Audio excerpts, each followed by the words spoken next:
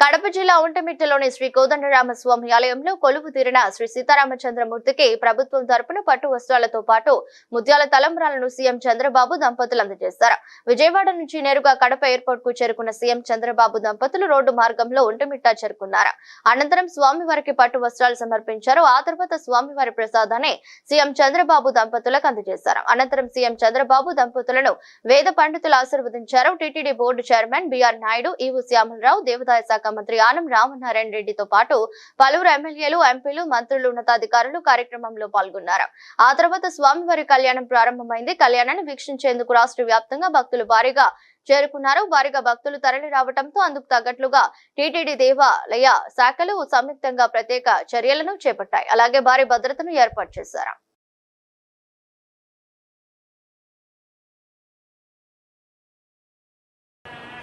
సీతారామ కళ్యాణానికి వచ్చాం. ఒక బ్రహ్మాండమైన ఉత్సవం అంగవైభవంగా జరిగింది. మీ భక్తి చూసినప్పుడు నాకు అనిపిస్తుంది, ఈరోజు నిజంగానే శ్రీరాముడు సీత దిగి వచ్చి కళ్యాణం చేసుకుంటే ఇంత వేలాది మంది భక్తులు ఏ విధంగా వస్తారో ఆ విధంగా వచ్చి వారి ఆశీర్వాదాలు మనం పొందాం. ఇది మనందరి పూర్వజన్మ సుకృతం అని చెప్పి మరొకసారి మీ అందరికీ విజ్ఞప్తి చేస్తున్నాను. ఈరోజు మనందరం కూడా కొన్ని సంకల్పాలు చేశాం, వారిని తలుసుకున్నాం, వారి దగ్గర నుంచి ఆశీస్సులు తీసుకున్నాం. ఈరోజు మనందరి ధ్యేయం ఒకటే. ఈరోజు సీతారాములు ఎప్పుడు కూడా ఒక ఆదర్శ దాంపత్యం. అదే విషయం కన్నుల పండుగగా మనం విన్నాం, చూశాం.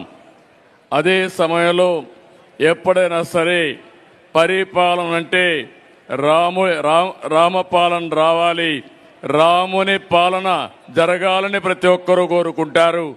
ఆ విషయం కూడా మనం గుర్తుపెట్టుకోవాల్సిన అవసరం ఉంది.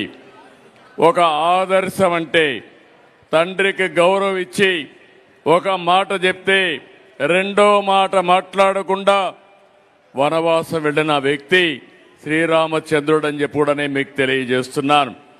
అలాంటి యుగ పురుషుడు యొక్క సీతారామ కళ్యాణం మన ఒంటిమిట్టలో చేయడం, మన అందరం అటెండ్ కావడం, ఇది ఒక అదృష్టంగా నేను భావిస్తున్నాను.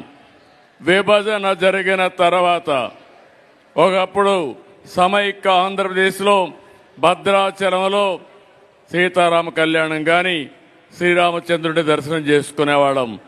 అలాంటి సమయంలో విభజన జరిగిన తర్వాత మనం ఇక్కడ చేయాలని ఒంటిమిట్టలో ప్రభుత్వ పరంగా అఫీషియల్గా డిక్లేర్ చేసి అప్పటి నుంచి ఈ యొక్క ఒంటిమిట్ట దేవాలయాన్ని అభివృద్ధి చేసుకుంటూ వచ్చాం. మొట్టమొదటిసారిగా ఈ ఒంటిమిట్ట దేవాలయాన్ని దేవస్థానానికి ఇచ్చి వెంకటేశ్వర స్వామి కన్నుసన్నల్లో ఈ దేవాలయ పాలన జరగాలని చెప్పి నిర్ణయించాం. అది జరిగి కూడా ఈరోజు దగ్గర 10 సంవత్సరాలు అవుతా ఉంది. ఇది కూడా ఒక చరిత్ర. ఈరోజు 11వ శతాబ్దంలో ఈ టెంపుల్ కట్టారు. ఏకశిల, ఒకే శిల పైన కోదండరామస్వామి కానీ, అదే మరి సీతాదేవి కానీ, లక్ష్మణుడు కానీ ముగ్గురిని ఒకే శిల మీద తీసుకొచ్చారు.